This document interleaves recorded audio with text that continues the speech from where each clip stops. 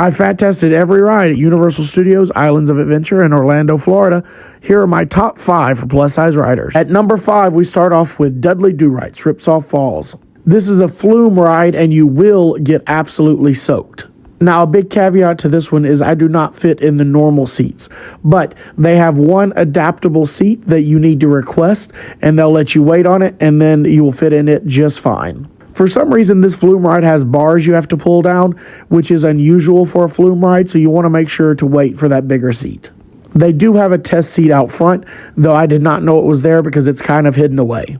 I love this ride because it's that 1960s, 70s classic IP. This is a very old intellectual property and most people don't know about it, but it's so cheesy and I personally love this old style comedy cartoon. So if it's a nice warm day out, go get wet and just try to fit on Ripsaw Falls. At number 4 is Cat in the Hat. Now, some people will consider this a very kid-ish ride, which, to be fair, it is.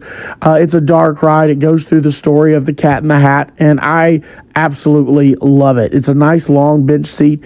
I can fit on here with another person, and then it just has one lap bar to come down over it. If you're riding with someone else, you'll be perfectly fine. Really transports you into a story of Dr. Seuss, and there's a lot of large animatronics of the Cat in the Hat.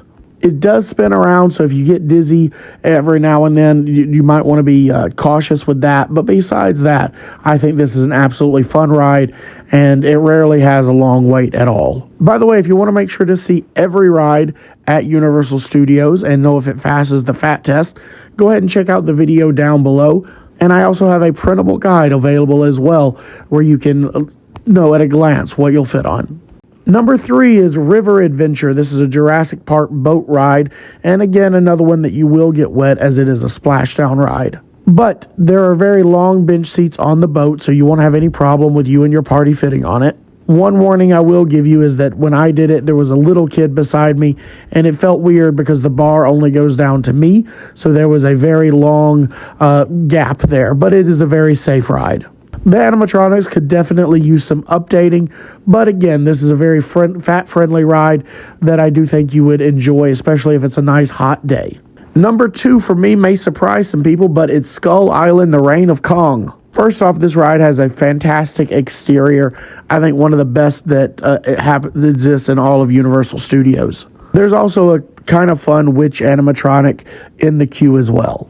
The ride vehicle is the same as Fast and the Furious Supercharged in Universal Studios, the other park, but this one actually is a little bit better. It used to be 3D. They've taken the 3D out. If you're able to sit in the middle of the road, the screens are large enough, you feel a little bit more encompassed. You can really tell you're just looking at screens if you sit on the ends. The real payoff for this ride is the giant Kong statue animatronic at the very end of the ride. By the way, it does have 5 different narrators with slightly different storylines for the beginning and end of this ride. No restraints whatsoever. It's a large bench seat, which is why it ends up ranking at number 2. Before we get to number 1, here is an honorable mention, Flight of the Hippogriff, which is a Harry Potter ride. It's unfortunately the only Harry Potter ride I can ride. It is a kid-friendly coaster. I have fit in here with another person as well. It's very short, so don't spend a lot of time waiting in line. But if you're a big Harry Potter fanatic, this is the one ride I know you can fit on at the parks, at least in Florida. We've reached number 1, and that is The Amazing Adventures of Spider-Man. This ride uses the same ride vehicle as Transformers over in the other park. It's essentially a bench seat slightly separated for 4 seats and one long bar coming down over you. It is also a 3D ride, so it can cause a little bit of a headache depending on who you are. There are some live sets that help balance that out, and there's a lot of jerking motion, so just be careful if you're somebody that gets nauseous easily on this. My favorite part is the queue and the nostalgia factor from the 90s cartoon, so make sure to check it out. If you enjoyed this list, make sure to subscribe and turn on notifications for all the plus-size theme park testing around the world.